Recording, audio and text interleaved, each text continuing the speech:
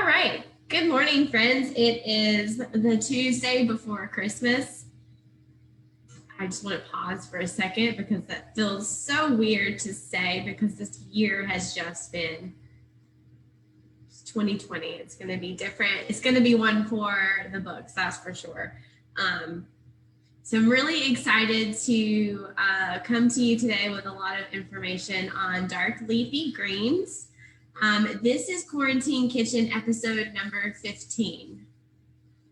Also a big number that we never would have expected to be doing this year, but we've learned a lot, so here we go.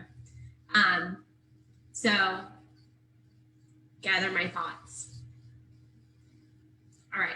I've got a couple of new recipes I want to share with you, and I'm going to be working off of our What's Fresh produce card all about leafy greens. So on this card is you have a step-by-step process on how to cut them. You've got some different ways that you can prepare them on the side, and then some really great tips on how to store them. Do they need to be wet? Do they need to be dry? Do they need to be inside of something? So really good tips all along here. I'm going to talk about it. Both recipes I'm making today are on the back of this handout. So we are going to make a dark greens slaw, and we're going to make a potato and greens soup. So I will make sure you have that link in the caption as soon as we finish. So the dark greens I'm working with today, for the sake of not having 3 or 4 different kinds and it just being the two of us here in the kitchen. There's Joy. I decided to just stick with collard greens because I can use them in both of my recipes. So one thing that I love about collard greens is that they are flat. And I'm going to talk to you about why that's beneficial in just a little bit. But first, let me go ahead and talk to you about my soup that I've already started. So it will be done by the time we finish our slaw. So over here, I've got my potato and greens soup cooking away. It takes a little bit of cook time because it has raw potatoes in it, and it also has the hearty dark greens that need just a little bit more time to cook than, say, your average spinach, which can wilt really fast and be done. So I'm going to turn this up. So what I have here in this soup is onions and carrots and a bell pepper.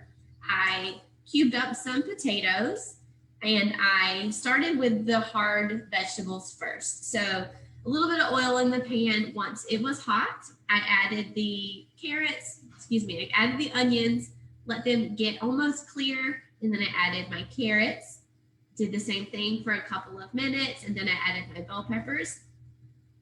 And then what I like to do always is add my seasonings to my veggies and the saute oil to make a paste with the seasonings. And that helps to toast the seasonings. A lot of different cultures do that in their cooking techniques. So that's what I did today. I toasted up my seasonings and I added my garlic, and then I added the liquid. So for my seasonings today, I chose cumin and curry powder to make this a little bit more festive, if you will. So we don't have just some basic flavors here. We threw in some really warm flavors for the cold weather. So this has been simmering just a little bit. So what I'm going to do now is I'm going to go ahead and add my beans and my greens, and yes, my beans and my greens. I have 2 versions of beans here. That's why I stopped for a second. So what's really cool about this recipe is you can make this creamy without using cream. The recipe itself is actually completely vegan. There are no animal products in this soup. You are welcome to add animal products, like maybe a ground turkey or a ground beef as your protein. But for us, we are using beans today because we go through a lot of beans through the food bank. So one cool thing is that it calls for 2 cans of beans. So you have some options here. What we did is we took 1 can and we mashed them up to make them really Smooth. Thank you. That's the word I was trying to say. Coarse was coming in my mind, and that's the opposite. So anyway, to make them really smooth, and then you can add them to your soup. And what they do is they bulk up the broth to make it a little more creamy textured without adding cream. You can also add, after everything is prepared, you can add both cans of beans just whole, and then you can take half of your soup in small batches, and you can put it in a blender, and you can blend half of the soup. So you're still going to have some of the chunky texture of the rest of the vegetables, but then you're going to have the smooth pureed creaminess from the potatoes and some of the veggies. So you have some options here. We decided to mash one can and then add the other can whole. So that is my mashed can added. I'm going to go ahead and add the rest of my beans. I'm using cannellini beans today because they are light colored and they mix in well with the colors of the soup. You are welcome to use any beans that you have on hand. So this is, these are my collard greens. I have shredded them into ribbons, and I'm going to show you how to do that as soon as I get this on. Okay, so I'm just going to do a couple small handfuls and then mix it in. You give it a second to wilt down, and then I will add the rest of it. There we go. Make sure it's all in there. You're going to see that the color is going to turn from the fresh green color to more of a dark cooked color, and that's what you're looking for. I wait for that before I add the next handful, so it's not all piled on top of each other, and it mixes in separate. There we go. All right.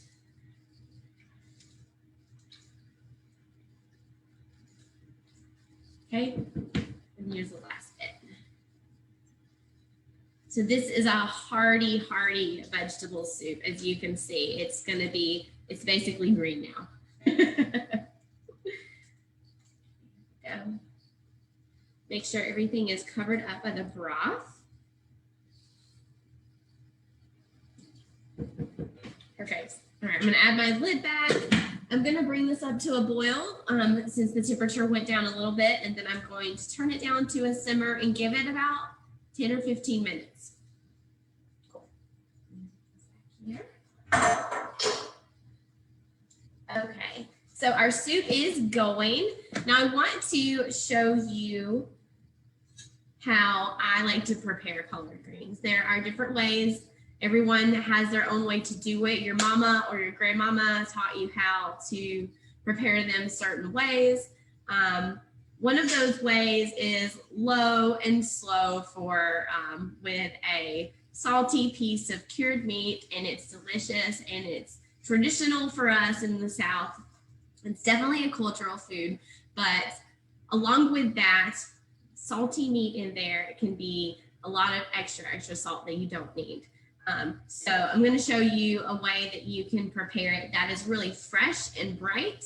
And I'm really curious to know what your thoughts are as I share it along. So I wanted to show you first how to clean the collards and how to cut them up into ribbons like I used here.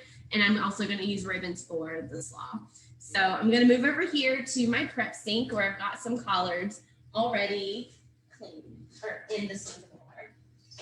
So what I like to do is to fill a sink full of water, and I'm going to let the greens sit for a while because they can come with dirt caked on them, and sometimes they're really clean, and you never really know what you're going to get. So these have been sitting in here a while. I like to give them a good rinse around like this, and I'll usually do this 2 times. So I actually have this grate in the bottom of my sink that's separating the greens from the bottom. So it makes it easy to just drain out the water and then fill it up one more time to give it a second rinse. So what I like to do to speed along the process of prepping the greens is I like to take out the really hard stem down the center in this step while I'm cleaning. So we don't have to actually cut that out. So what I like to do is I like to hold the end of the stem and pull it out and down at the same time. That was a very short piece. So let's try that again. Here's a big guy. So I'm going to pull it out and down at the same time. So that didn't turn out well even because I broke it. Here we go. Beautiful. Third time's a charm. Third time's a charm, right? There we go. So I was able to pull it out at the same time as I was pulling it out of the water. So you are killing two birds with one stone. There we go. That one worked really beautifully. Some of these little baby guys, you don't have to do that. This one doesn't look so great, and I'm just going to pull off the dark parts and the yellow parts and keep the rest of it. All right. So that is how I like to prepare my collard greens. You can use a salad spinner to dry off your greens if you would like to, but I will just use like a cookie sheet or a baking sheet with a towel on it, and I will just layer them on top. And then as I go to cut my collards, I will have a second towel, and I'll just blot off the water as I go. So you don't have to have a salad spinner to make this work. So here's my clean and trimmed off greens. So we're going to go back over here. I'm going to show you how to cut them. Hello, back on the main camera. Okay, so I had a second towel. This one? Yeah, I'll take this one. Okay. So I'm going to use this to just blot off the extra liquid here for my greens. If you have kids around, it is also fun to lay out the towel really long and then have your collard greens inside of it. And then you can pull up the corners and make like a big satchel. And then you can like bounce them around inside of the towel to get the water to go down to the towel. And that's fun for kids if you want to try that, or maybe just save yourself some hassle and do this. Okay, let me give this a stir. Very nice. It's all starting to cook really good. Okay, so to get this ribbon texture, we're going to stack our collards on top of each other, and we're going to roll them up into a tube. So I'm going to take these big guys and put them on the bottom. And then the ones that are ripped or smaller, I will put them on top. Give that a good pat down. So I also want to say that this works for other greens, but remember how I said the collard greens are flat? That makes them really easy to work with. If you're trying to do this with kale or mustards, can be really curly, and it's a little bit harder to get them to lay flat and stack them on top of each other so you can cut them all at the same time. So that's what I meant by it's really nice to have a flat green when you're trying to cut them up. All right, so there's my stack. So if you were to roll this up all right now, your ribbons are gonna be this long. So what I like to do is I like to cut it in half down the middle to make my ribbons a little bit shorter. And then I'm going to do one side at a time. Just move this out of the way. So here's one stack. I'm going to roll it in that direction and try to hold all of the pieces inside. And it doesn't always work out that way. This one actually worked out really smoothly. Here's my tube. And then I'm just going to take my knife and I'm going to cut it into thin strips. This is really satisfying. I was talking to Joy as we were prepping to like cut it all at the same time because of how bulky and how many pieces there are. And then it turns into these beautiful ribbons. So if you don't want to cut your collards, you can also rip them by hand into the size that you would like. That's also another opportunity to pull in some kiddos and they can help you rip the collards apart. Always good to start them young. Here's my other side. So let's see if this holds together as well. You can also roll it this direction. I just prefer to do it the long ways because I feel like I have a little bit more control over it. So if you are interested, this type of cut is called a chiffonade from the French cooking terms. And it is often used with fresh herbs like basil or sage. Any herb that comes in a large leaf format, you can treat them exactly like this by stacking them on top of each other and then getting little ribbons of basil or sage for your dish. All right. So that is how I cut my collards for today. Remember, you can use this for any variety of leafy greens, kale, turnip greens, mustard greens, chard. I think that pretty much covers it. But there are other greens that fall into the dark leafy greens category that don't look or act the same way as collard greens would. So some of those are like bok choy, if you've ever had that before. Cabbage also falls into the dark leafy green category. So you would treat those just a little bit differently. All right, so my soup looks good. It's simmering away over here. Lovely, lovely, lovely. Okay. So for our slaw, I like to joke that this tastes like the superfood side from Chick-fil-A. Because to me, it really does taste like that sweet and tart dressing that they add to their salad. And theirs is also dark green based. So they do have kale in theirs. And I think it has maybe some broccolini. So theirs is kale based and mine is collards based. So if you have ever made a kale salad or something and ran into an instruction that says you need to massage it, do not skip that step. So you may be thinking I'm crazy for trying to eat collard greens raw because they're tough. You're going to work a little hard to chew these up. So when it comes to helping them not be so tough, we're going to take our salad dressing and we're going to massage it into the greens to help them wilt down a little bit because the acid helps that, and a little bit of salt will help them wilt down as well and take out some of the water. And then it's going to help it be not so tough. For my salad dressing, I'm using olive oil and apple cider vinegar. So I've got a 1/4 cup of olive oil and 2 tablespoons of apple cider vinegar. So that is a 2-to-1 ratio. We've got 2 parts oil and 1 part vinegar. So in this step, you can add some honey if you want to. I want to wait a second and see how it all tastes together before I add any honey. We have some apple in here, so we're going to have some sweetness from our apple, and then we're also going to add some dried cranberries, which will also add some sweetness. So I'm just going to leave this very simple and then see how it tastes at the end, because you don't want it to be overly sweet. It is a vegetable salad, but you are looking for a combo of the sweet and the tart from the dressing. So we're going to see how it goes. All right. Wait, can you bring me a couple of gloves? Thank you. I did not grab gloves.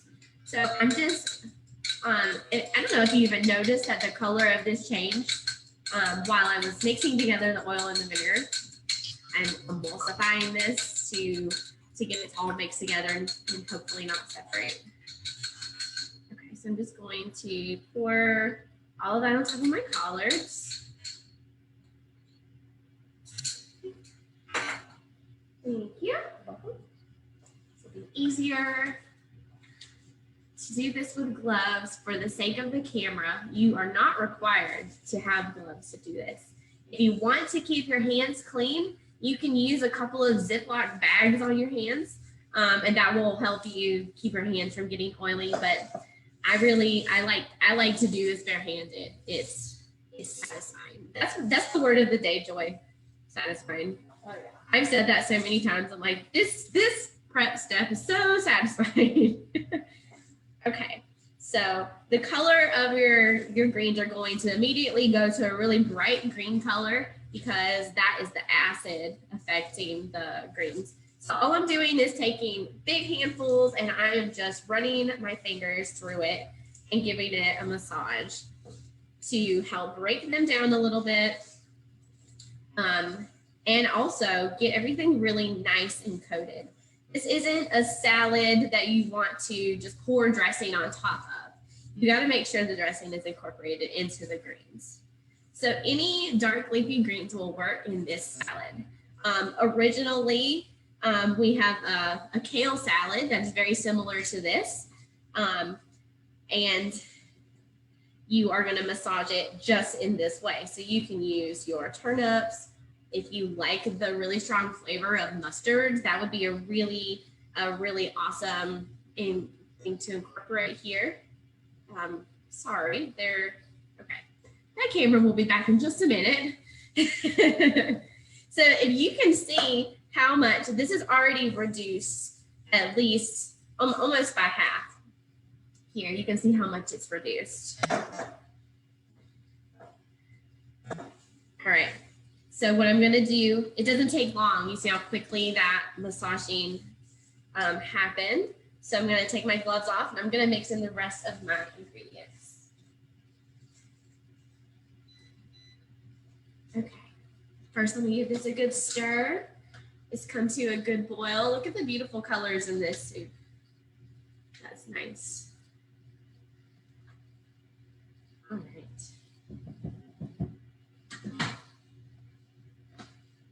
So for the rest of my salad, I am going to add grated carrots and grated apple. So this is reduced a lot. So we're gonna have a very carrot and apple heavy salad, but I'm okay with that. I'm gonna mix these up just a little bit together. So what I did was I cut the apple off of the core in the square pattern. If you missed our episode last week, I talked about how you cut apples. I'm just gonna do half of it. So you could go back and check that if you would like. And I took the pieces of the apple and just grated them with a regular cheese grater. I'm gonna add some raw red onion. I'm gonna add my dried cranberries. And then I'm gonna give it a good mix.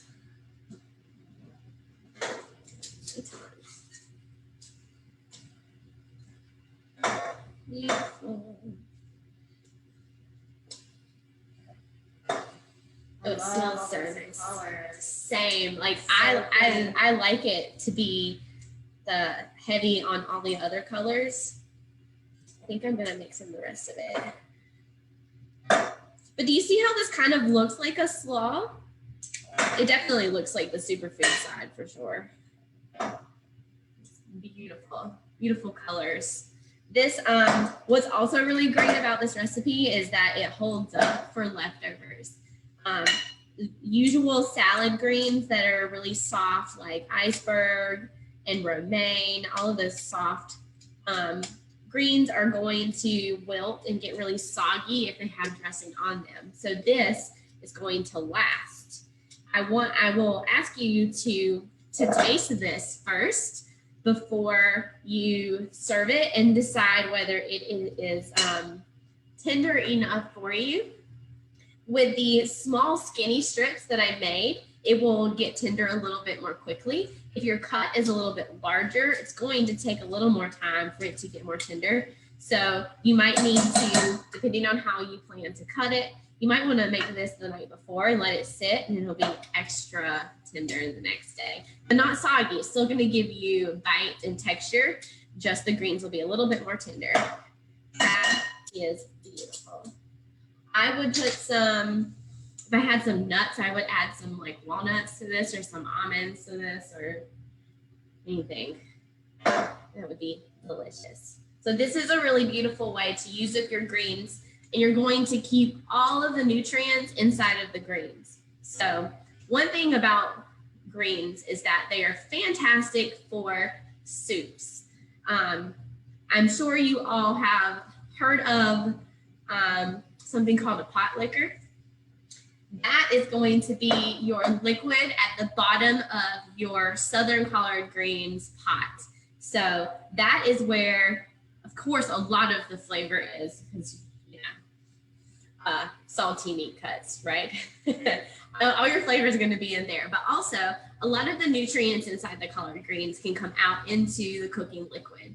So when you have that liquid and with the pot liquor, you're getting a lot of the nutrition from the greens. You're also getting a lot of salt. So just keep that in mind about how you're preparing them and how much salt you're using. If you're going to use a piece of smoky salted meat, don't add any other salt, because you're going to get salt from that. So you're thinking, Kristen, I don't add extra salt when I make my Southern collard greens. But I'm curious to know what you do add. Are you using Lowry's or seasoning like that? That's like a combination of things. Lowry's has a lot of salt in it. So just keep that in mind. Keep that in mind.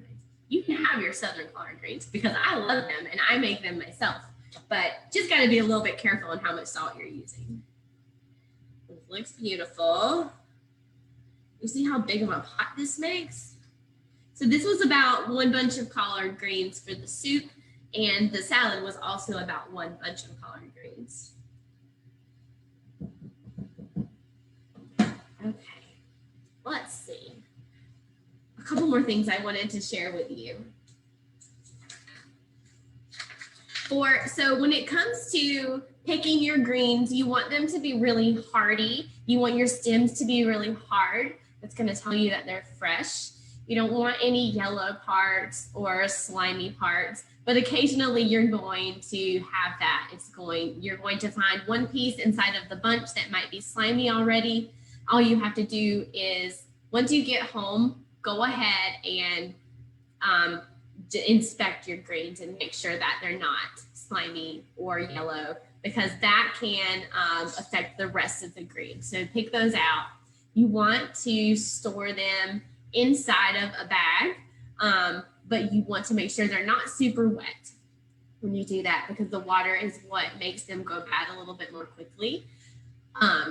The way I like to do it is I save one of those plastic salad greens containers with the flip top lid. I always save those. I use them for lots of things, but you can use them to store your greens in. So when you get them home, go ahead and get them washed and dry them off really well, and put a very, very, very light damp paper towel in the bottom of the bin, and then put your greens in there. And you can store them for sometimes up to a week. It just depends on how happy the greens were when you first got them. The paper towel in there kind of helps absorb excess moisture and keeps the greens really fresh. So that's just something to keep in mind. You can also revive your greens. So maybe your greens have been in your fridge for a little too long. Maybe you didn't wash them and put them in a good storage container, and they are wilty and they look sad. They're not slimy. You don't have any like really bad parts. They're just really wilty. So I love this about greens because you can bring them back to life by cutting off the ends. Make sure that they've got a fresh cut on them somewhere. And you can put them in a bowl, cover them with ice and then cold water. And that is going to help. It's going to like absorb some of that water and make it more strong and hardy again. So you can actually save your greens that way. Let's see. I'm curious to know if any of you have some ways that you like to eat your dark leafy greens that isn't Southern collard greens. I'm curious. What do you guys like to do?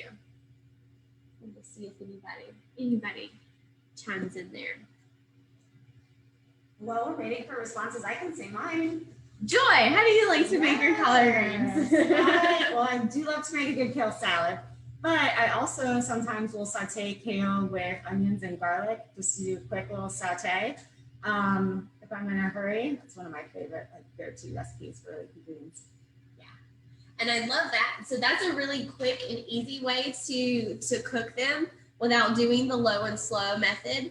And you can do that with any type of greens. So you can do that with your kale, your collards, your mustards, your turnips. They don't have to cook for a long time. It doesn't take that much time for them to cook enough to be eaten. So if you want them to have the really soft bites and be really done, you're going to need to cook them longer. The soup is a good example. My greens in this soup are going to have a little bit of texture left because I like that. I like to have some texture with my greens. But if you like them to have less texture and to be more soft, you can just cook it a little bit longer. That's the beauty of using greens in soup, because the nutrients some of the nutrients will go into the liquid, and you're going to eat the liquid from the soup. So you're not losing anything. Look at how beautiful this color turned out. This is gorgeous. You want to try it? Yeah. So my liquid base here is half broth and half water. And I used a low sodium broth. So I need to taste it to see what the salt is like right now. Real quick. I'm going to taste it. I'm just going to grab a little piece of green.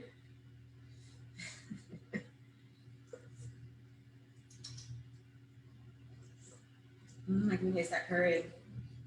We definitely need some salt. And needs a little bit of salt. And I'm just gonna give it a little bit of sprinkle. So like at this step, think, what am I gonna eat my soup with? Am I gonna eat it with some bread? Because the bread actually has a reasonable amount of salt in it. And if you take a bite of bread and a bite of soup with each bite, you might be getting the flavor you're looking for without adding extra salt to the soup. So just think about that. Take 1 second and say, where else in my meal is the salt going to come from? I feel like I harp on salt all the time. I would just like to add that not every person is sensitive to salt and is affected by it with their blood pressure. So just keep that in mind. Like if you are a relatively healthy person, you're not on blood pressure medication, you eat lots of veggies, you're super active, paying attention to salt as closely as I do in my demonstrations is not as important. But whenever you have really high risk in your family and you may already be on a blood pressure medication, you may not be eating veggies as much as you need to, and you're not active, you need to be really careful about salt. Yeah. All right. Okay, so we got our bowl here. I'm going to scoop out some soup. Where's my ladle? Still getting used to this kitchen.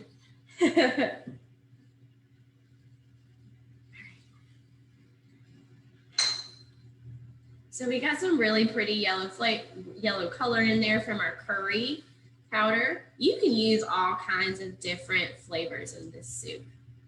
I decided to use the curry today.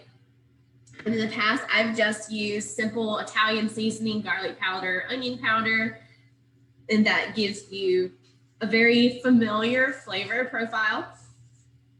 So depending on who you're cooking for, you may want to try something a little bit more familiar than curry. Okay, and then here's our salad. Actually, we didn't taste this and see if we needed to add any honey.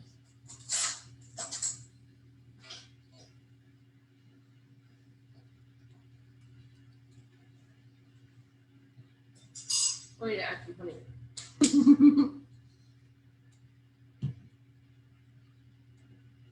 That's delicious.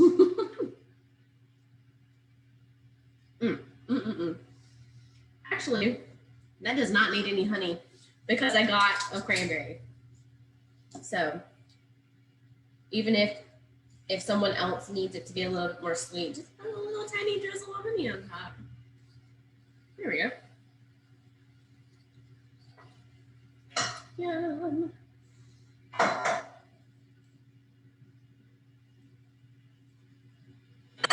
This looks just like the back of my produce card.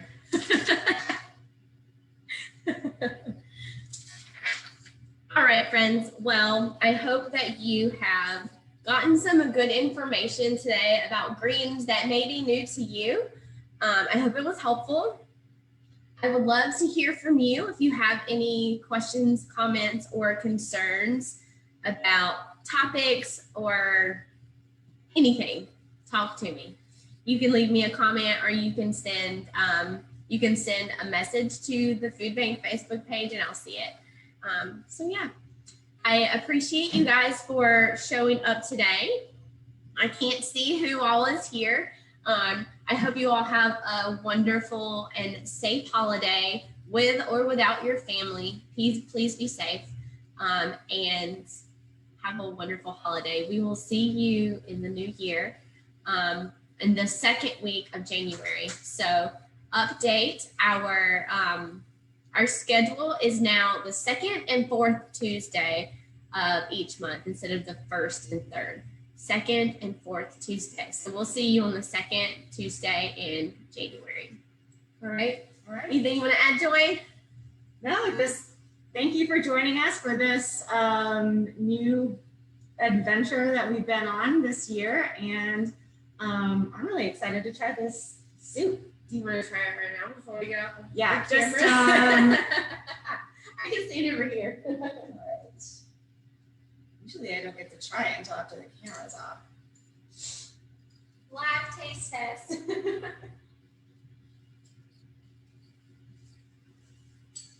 It's hot, but it's delicious. This would be a wonderful thing to serve like on New Year's or something for your greens and beans. There. Oh, guys, put black eyed peas in there. Yeah. Greens and beans. I love it. I did not even think of that. Mm-hmm. That's awesome. Well, thank you everybody for joining us, and we will see you in the new year. Take care. Thanks.